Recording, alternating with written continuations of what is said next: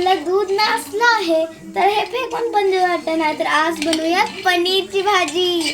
तर पहिलं आपल्याला हे यात लिंबू टाकून घ्यायचंय आणि हे पाणी काढायला यात घ्यायचं आणि एक कापड तर लागतंच आणि खाली भांड ठेवा नाहीतर खाली पाणी सांडव.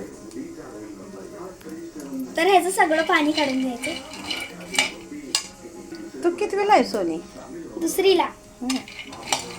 तुला येते का हे सगळं करायला? हो. हो का? आता काय करणार त्याचं? 15-20 मिनिट ते फ्रीजर मध्ये ठेवायचंय. आता हे असं झालेलं आहे. आता ह्याला कापून घ्यायचं. हातात पण घ्यायला येतं का? छान झालं की ग. कापता येते का तुला? हो, खूप सोपं आहे. हो का?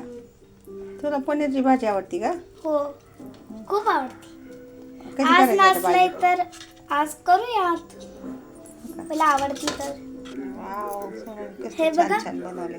आता हे आपण नुसतं पण खाऊ शकतो आणि भाजी पण बनवू शकतो. हो का? ओके, खाल्लं का तुम्ही? ओके.